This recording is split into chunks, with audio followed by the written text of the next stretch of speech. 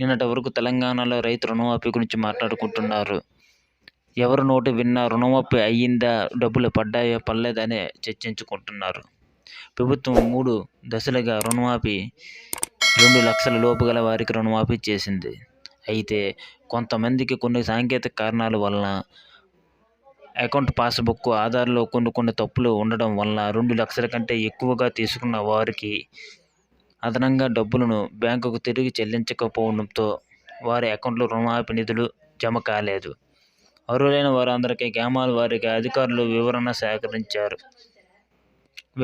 సేకరించి ఈ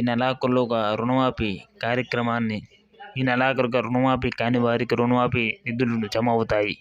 ఇలా ఉండగా రైతు భరోసా ఎప్పుడు అమలు చేస్తారనే చర్చ ఇప్పుడు ప్రస్తుతం నడుస్తుంది. అయితే రైతు భరోసా అనేది వ్యవసాయం పెట్టుబడి సాయం. రైతులకు 1 ఎకరా ఉన్న వారికి సంవత్సరానికి 15,000 రూపాయలు అకౌంట్లో జమ కానున్నాయి. కౌలు రైతులకు కూడా ఈసారి జమ చేయాలని నిర్ణయించుకున్నారు. రైతు భరోసా కింద ఎకరానికి 15,000 రూపాయలు అందించేందుకు రాష్ట్ర ప్రభుత్వం కట్టుబడి ఉందని వ్యవసాయ శాఖ మంత్రి స్పష్టం చేశారు. పథకం అమలు కోసం కొత్తగా మార్గదర్శకాలను సిద్ధం చేసేందుకు ఇటీవల కేబినెట్ సబ్ కమిటీ ఏర్పాటు చేసిన విషయం మనకు తెలిసిందే. ప్రస్తుతం రైతులు, నిపుణులు మరియు ఇతర వాటాదారులతో సంప్రదింపులు జరుగుతున్నాయి. వచ్చే నెలాఖరులోపు రైతు భరోసా నిధులు రైతుల ఖాతాలో జమ అవుతాయని. ఇక గత బీఆర్ఎస్ ప్రభుత్వం ప్రవేశపెట్టిన రైతు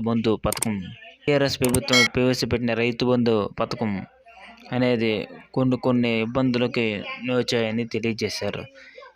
ఇక నుంచి అలా ఉండదని, అర్హులకు మాత్రమే రైతు భరోసా నిధులను మంజూరు చేస్తామని, వచ్చే నెల చివరి వారంలో రైతు భరోసా నిధులు జమ కానున్నాయి. ఎకరానికి 7,500 చొప్పున ఈ నిధులను అకౌంట్లో వారికి నేరుగా పడతాయన్నారు. వీటితో పాటు కేంద్ర ప్రభుత్వం వాటా 6,000 రూపాయలు కూడా పీఎం కిసాన్ ద్వారా రైతు చేస్తారన్న విషయం మనకు తెలిసిందే. 18వ విడత 2,000 రూపాయలు వచ్చే నెల జమ కానున్నాయి. ఒకేసారి 9,500 పెట్టుబడి సాయం కింద అకౌంట్లోకి మనకి రానున్నాయి.